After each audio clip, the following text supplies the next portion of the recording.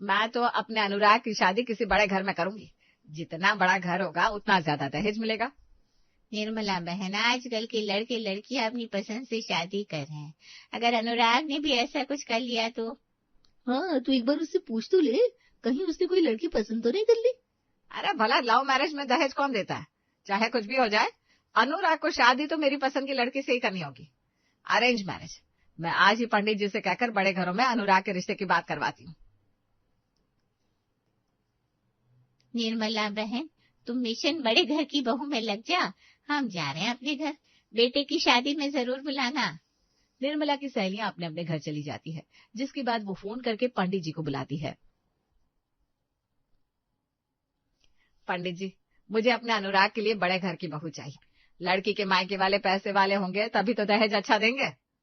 निर्मला बहन, मेरे पास अमीर घरानों की लड़कियों की कुछ तस्वीरें हैं, आप इनमें से कोई लड़की पसंद कर लीजिए।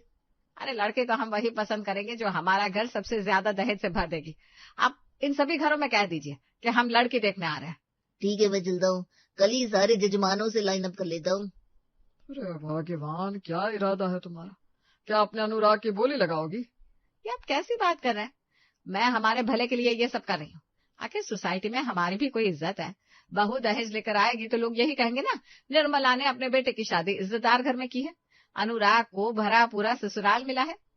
निर्मला की नजरों में इज्जत उसी की है जिसके पास पैसा है, या जो अपनी बेटी को बढ़ चढ़कर दहेज दे सकता है। इसीलिए निर्मला ने ठान लिया था कि वो अपने बेटे अनुराग की शादी उसी लड़की से करेगी जो सबसे ज्यादा दहेज लेकर आएगी। लेकिन इधर अनुराग पायल से बहुत प्यार करता है और उसी से शादी करना चाहता है। अनुराग, तुम्हारे घर वाले हमारी शादी के लिए मान तो जाएंगे ना? अरे क्यों नहीं मानेंगे? पायल, तुम चिंता मत करो, मैं माँ और पिताजी को मना लूंगा। मैं तुमसे बहुत प्यार करता हूँ और शादी करूंगा तो सिर्फ तुमसे। लेकिन तुम जानते हो ना, मेरे माता पिता ज्यादा दहेज नहीं दे पाएंगे। ओफो पायल, कैसी बात कर दी तुमने? मुझे नहीं चाहिए दहेज वहेज, मुझे तो सिर्फ मेरी पायल चाहिए। मैं अपनी सारी जिंदगी तुम्हारे साथ बिताना चाहता हूँ। Oh Anurag, I love you. I love you too Payal. Payal और अनुराग कॉलेज में एक साथ पढ़ते थे और कॉलेज के दिनों से ही एक दूसरे से बेहद प्यार करते थे। इधर अनुराग पायल के साथ जीने मरने की कसमें खा रहा था, उधर निर्मला उसके लिए पैसे वाले घर की लड़की ढूंढ रही थी। बहन जी, मैंने चड्ढा साहब की यहाँ कह दिया है कि आप लोग कल लड़की देखने आ रहे हैं। चड्ढा साहब का सिटी मॉल में जूतों का 5 शोरूम है। करोड़पति आदमी है, मुंह मांगा दहेज देंगे। ठीक है पंडित जी, मैं और अनुराग के पिता कल ही चड्ढा साहब के यहाँ जाएंगे। दूसरे दिन निर्मला और पंकज लड़की देखने चड्ढा साहब के घर जाते हैं।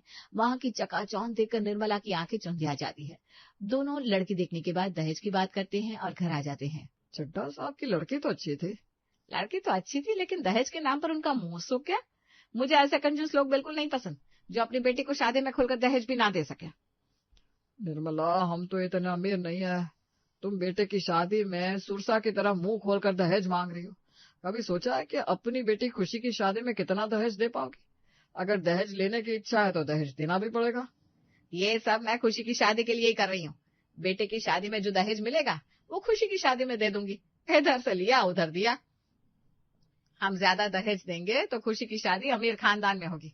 हमारी बेटी राज करेगी, राज। और अगर बहू ने ऐतराज जताया तो? बहू को मेरे नियम और कायदे से चलना होगा। जो मैं कहूंगी वही करना होगा। अब आप ज्यादा दिमाग मत चलाइए और सो जाइए। हमें कल भी लड़की देखने जाना है।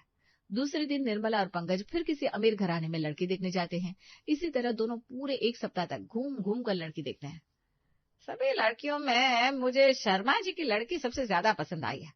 शर्मा जी ने सबसे ज्यादा दहेज देने की बात कही है। हम अपने अनुराग की शादी शर्मा जी की लड़की श्वेता से करेंगे। अरे पर एक बार अनुराग से पूछ तो लो, उसे शर्मा जी की लड़की पसंद है कि नहीं? अरे अनुराग से क्या पूछना, भाई शर्मा जी शहर के सबसे बड़े बिजनेसमैन है। उनकी लड़की भला किसको पसंद नहीं आएगी? अनुराग, मेरे माता पिता मेरे लिए लड़का देख रहे हैं। तुम अपने घर में हमारी शादी की बात कब करोगे? कहीं ऐसा ना हो कि हमारे घर वाले हमारी शादी कहीं और कर दे। नहीं पायल, मैं ऐसा नहीं होने दूंगा। मैं आज ही अपने माता पिता को तुम्हारे बारे में बताऊंगा। इनफैक्ट मैं तो सोच रहा हूँ क्यों ना तुम्हें अपने साथ घर ले चलूं। माँ और पिताजी जब तुम्हें देखेंगे ना तो हमारी शादी से इनकार ही नहीं कर पाएंगे। ठीक है अनुराग, मैं शाम को तैयार रहूंगी और तुम्हारा इंतजार करूंगी। शाम को अनुराग ऑफिस से लौटते समय पायल को पिक कर लेता है और उसे अपने घर लेकर जाता है। अनुराग बेटा, तेरे साथ ये लड़की कौन है? माँ, ये पायल है, आपकी होने वाली बहू। निर्मला पायल को देखते ही समझ जाती है कि वो अमीर नहीं है। क्या? ये कभी नहीं हो सकता। ये लड़की हमारे घर की बहू नहीं बन सकती। क्यों माँ? पायल बहुत अच्छी लड़की है, और सबसे बड़ी बात यह है कि हम दोनों एक दूसरे से बहुत प्यार करते हैं। माँ, मैं पायल के बिना नहीं रह सकता। अनुराग, हमने तुम्हारी शादी शर्मा जी की बेटी श्वेता के साथ तय कर दी है। अब वही हमारे घर की बहू बनेगी। लेकिन माँ, मैं शादी करूंगा तो सिर्फ पायल से। अनुराग, मैंने एक बार जो कह दिया सो कह दिया। अब श्वेता ही इस घर की बहू बनेगी। और रही पायल की बात, तो इसके जैसी गरीब लड़कियां अमीर लड़कों को अपने प्यार के जाल में इसीलिए तो फंसाती है, ताकि उनसे शादी करके सारी जिंदगी ऐशो आराम से गुजार सके। ये तुम क्या कह रही हो माँ? पायल ऐसी लड़की नहीं है। अरे मैं ऐसी लड़कियों को बहुत अच्छी तरह से जानती हूँ। ये तुमसे नहीं, तुम्हारे पैसों से प्यार करती है। निर्मला के मुंह से अपने लिए अपमानजनक बातें सुनकर पायल उसी वक्त वहां से चली जाती है। अनुराग उसे पुकारता रह जाता है। पायल, पायल रुको तो, तुम माँ की बात का बुरा मत मानो, मैं माँ को मना लूंगा। नहीं अनुराग, मैंने तुम्हारी माँ के दिल में अपने लिए नफरत देखी है। वो मुझे अपनी बहू कभी स्वीकार नहीं करेंगी। पायल, हम दोनों मंदिर में शादी कर लेंगे। हमारी शादी में हम किसी तीसरे व्यक्ति की जरूरत ही नहीं है। नहीं अनुराग, अगर तुमने अपनी माँ की मर्जी के खिलाफ मुझसे शादी कर भी ली तो वो मुझे चैन से जीने नहीं देंगी। मुझे जाने दो अनुराग, भूल जाओ मुझे। पायल ने फैसला कर लिया था कि वो अब अनुराग की जिंदगी से बहुत दूर चली जाएगी। अनुराग लगभग टूट सा जाता है, लेकिन निर्मला को इन सब बातों से कोई फर्क नहीं पड़ता था। वो तो अनुराग और श्वेता की शादी की तैयारी करने लगती है। शादी की तारीख तय हो जाती है और शादी से कुछ दिन पहले ही अनुराग के ससुराल वाले दहेज का सारा सामान निर्मला के घर भिजवा देते हैं। निर्मला खुशी खुशी सारा सामान घर में एडजस्ट करवाती है। वो डबल बेड अनुराग के कमरे में रख दो। हाँ, ये डबल डोर फ्रिज और आरओ किचन में, और ये ड्राइंग रूम में लगा दो टीवी। हाँ, एसी वाले को बुलाकर ये एसी मेरे कमरे में लगवा दो, और ये सोफा ड्राइंग रूम में। निर्मला अपने नौकरों को सारे आदेश दे रही थी। इसके बाद ओफो, दहेज का सामान एडजस्ट करवाते करवाते थक गई। शर्मा जी की बेटी से रिश्ता करने का कितना फायदा हो रहा है। दहेज का सामान उन्होंने शादी से 10 दिन पहले ही भिजवा दिया, हमारा घर भर दिया। यही सामान खुशी की शादी में देने के काम आएगा। क्या बहू अपना सामान ननद को दहेज में देने देगी? अरे दहेज का सारा सामान अब हमारा है। वैसे भी मैंने अनुराग की अरेंज मैरिज इसीलिए करवाई है। अरेंज मैरिज वाली बहू हमें किसी बात के लिए मना नहीं करेगी। हम जैसा कहेंगे वो वैसा ही करेगी। इसीलिए तो मैंने अनुराग को लव मैरिज नहीं करने दिया। लव मैरिज वाली बहू हमारे बेटे को अपनी मुट्ठी में रखती लेकिन अरेंज मैरिज के बाद भी हमारा अनुराग हमारी मुट्ठी में रहेगा। शादी से 10 दिन पहले दहेज पाकर निर्मला बहुत खुश थी। कोई खुश नहीं था तो वो था अनुराग। लेकिन निर्मला को इससे क्या, वो तो अपने रिश्तेदारों और अपनी सहेलियों के बीच अपनी बहू के गुणगान में व्यस्त थी। सुन सुषमा, अनुराग के ससुराल वालों ने इतना दहेज दिया है कि तू देखेगी तो तेरी आंखें फटी की फटी रह जाएगी। उसके ससुर शहर के सबसे बड़े बिजनेसमैन है, बहुत पैसे वाले लोग हैं भाई। हाँ, मैंने सुना है अनुराग के ससुर कोई 2 नंबर का धंधा करते हैं, बहुत ब्लैक मनी है उनके पास। ये तू कैसी बात कर रही है? तुझसे मेरी खुशी बर्दाश्त नहीं हो रही है क्या? कुछ भी बोलेगी? निर्मला गुस्से में फोन रख देती है। 10 दिन के बाद अनुराग की शादी श्वेता के साथ हो जाती है। श्वेता, हमारी शादी हो चुकी है। अब तुम मेरी पत्नी हो, इसलिए मैं चाहता हूँ कि तुम्हें मेरी जिंदगी से जुड़ी हर सच्चाई का पता हो। अनुराग, क्या बात है? आप किस सच्चाई की बात कर रहे हैं? तुम्हारे आने से पहले मेरी जिंदगी में कोई लड़की थी। कौन थी वो लड़की, और आपने उससे शादी क्यों नहीं की? दरअसल मैं पायल से बहुत प्यार करता हूँ। पायल और मैं एक साथ कॉलेज में पढ़ते थे। पायल के बिना मैं जिंदगी की कल्पना भी नहीं कर सकता। तो आपने मुझसे शादी क्यों की? माँ को पायल पसंद नहीं थी, क्योंकि पायल के माता पिता इतना दहेज नहीं दे सकते थे जितना दहेज तुम लेकर आई हो, और इसीलिए उन्होंने मेरी शादी तुमसे करवा दी। ओह, तो आपसे मेरी शादी सिर्फ दहेज के लिए करवाई गई है? लेकिन तुम चिंता मत करो, मैं अपने पति होने का सारा फर्ज निभाऊंगा, तुम्हें कभी शिकायत का मौका नहीं दूंगा। श्वेता को सारी सच्चाई बताकर अनुराग बहुत अच्छा महसूस कर रहा था। श्वेता भी उससे बहुत कंफर्ट फील करवाती है। धीरे धीरे अनुराग श्वेता के साथ काफी घुल मिल जाता है और दोनों पति पत्नी बड़े प्यार से रहने लगते हैं। समय बीतता जाता है। घर में खुशी की शादी की बातें चल रही थी। एक दिन, श्वेता बहू, आज हमारी खुशी को लड़के वाले देखने आ रहे हैं। हम अपनी खुशी के लिए अमीर से अमीर लड़का देख रहे हैं। लेकिन माँ जी, अमीर लड़की के साथ खुशी की शादी करने के लिए आपको बहुत सारा दहेज देना पड़ेगा। हाँ, तो हम खुशी की शादी में खूब दहेज देंगे। हमारे घर में किसी चीज की कमी है क्या? मतलब आप हमारे घर का सारा सामान खुशी को दहेज में दे देंगे? देखो, मैंने अनुराग के साथ तेरी शादी इसलिए की थी कि तू ढेर सारा दहेज लाएगी और वही दहेज मैं खुशी की शादी में दे दूंगी। यही तो संसार का दस्तूर है, इस हाथ ले उस हाथ दे। खुशी मन ही मन सोचती है, माँ जी, आपने अनुराग की शादी पायल से नहीं होने दी, सिर्फ दहेज के लिए मुझे अपने घर की बहू बनाया है, लेकिन मैं वैसा बिल्कुल नहीं होने दूंगी जो आप सोच रही हैं। खुशी को देखने के लिए लड़के वाले आते हैं। निर्मला लड़के वालों से खूब बढ़ चढ़कर दहेज देने का वादा करती है और खुशी की शादी अमीर लड़की के साथ तय करा देती है। बहन जी, दहेज का सामान आप जल्दी हमारे घर भिजवा दीजिए। हाँ हाँ बहन जी, हम कल से ही आपके घर दहेज का सामान भिजवाना शुरू कर देंगे। दूसरे दिन निर्मला कुछ मजदूरों को बुलाती है और एक एक करके घर का सारा सामान खुशी के होने वाले ससुराल में भिजवाने लगती है। सबसे पहले वो बहू श्वेता के कमरे में जाती है और दहेज में मिला हुआ खूबसूरत सा महंगा डबल बेड हटवाकर खुशी के ससुराल भिजवा देती है। शाम को जब अनुराग ऑफिस से घर आता है, अरे श्वेता, हमारा बेड कहाँ गया? हमारा बेड माँ जी ने खुशी के ससुराल भिजवा दिया। क्या माँ ऐसा कैसे कर सकती है? अब हम लोग सोएंगे कहाँ? अभी आप बाहर सोफे पर आराम कीजिए, मैं रात में हमारे सोने का कुछ इंतजाम करती हूँ। अनुराग बाहर सोफे पर आराम करता है। रात में निर्मला और पंकज दोनों टीवी देख रहे थे। तभी श्वेता अनुराग से कुछ बात करती है और दोनों अपना अपना तकिया चादर लेकर निर्मला के कमरे में जाकर उसके बेड पर सो जाते हैं। थोड़ी देर के बाद जब निर्मला और पंकज अपने कमरे में आते हैं तो देखते हैं कि वहां तो बेटा बहू सो रहे हैं। श्वेता बहू, सास के बेड पर सोते हुए तुम्हें शर्म नहीं आई? माँ जी, जब आपने हमारा बेड खुशी के ससुराल भिजवा दिया तो हम कहाँ सोएंगे? अब घर की बहू बाहर सोफे पर सोती हुई अच्छी लगेगी क्या? बहू तो घर की इज्जत होती है ना माँ जी। अरे लेकिन तुम दोनों यहाँ सो गए तो मैं और तेरे पिताजी कहाँ सोएंगे? हमारे बारे में तो सोच लेती। माँ, क्यों जरा सी बात का बतंगड़ बना रही हो? श्वेता ठीक ही तो कह रही है, घर की बहू बाहर सोफे पर सोएगी तो घर की इज्जत खराब होगी, चार लोग क्या कहेंगे।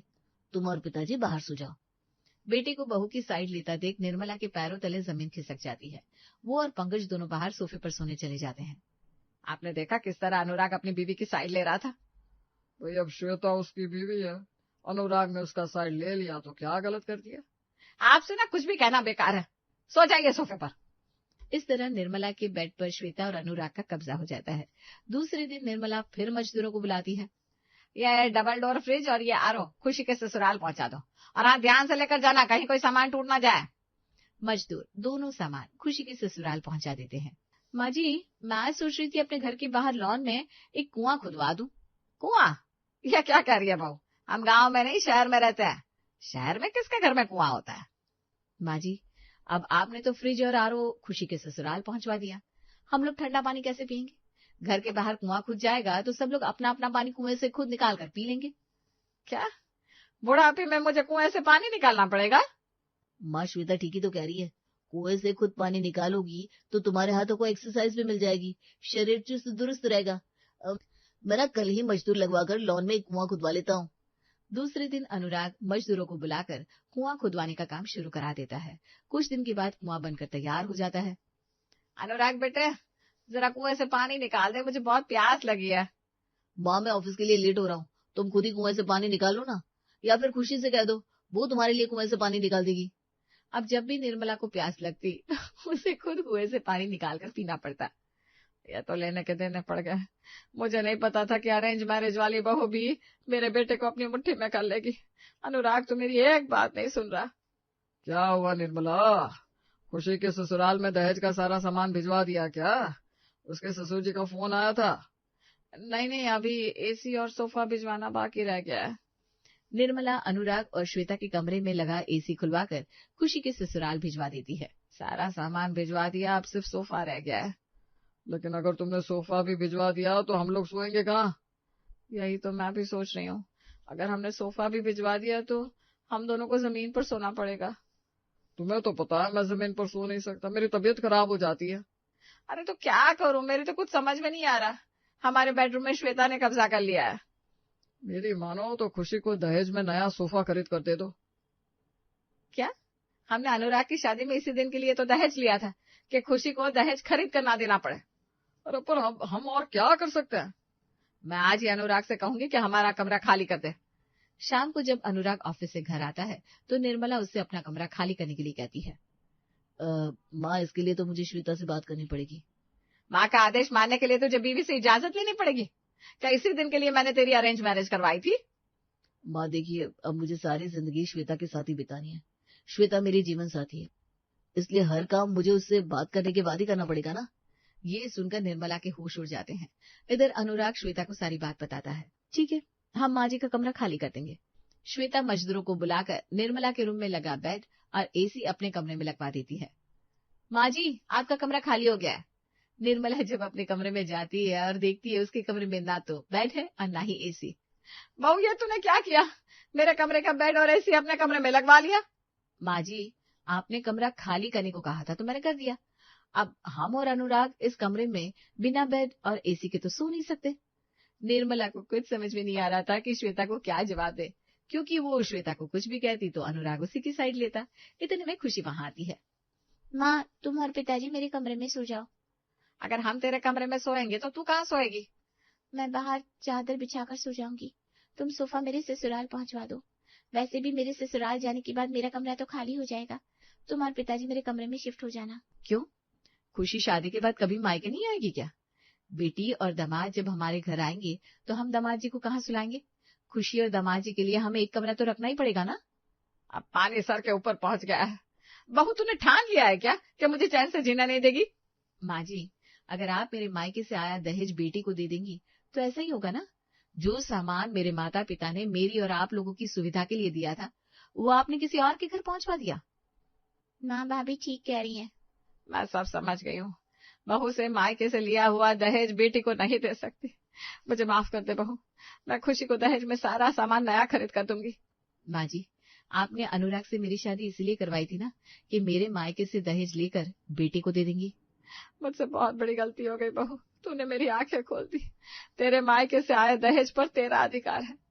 उस रात निर्मला और पंकज खुशी के कमरे में सो जाते हैं। दूसरे दिन निर्मला खुशी के ससुराल में फोन करके सारा सामान वापस मंगवा लेती है और दहेज का सारा सामान नया खरीद कर खुशी के ससुराल भिजवाया जाता है।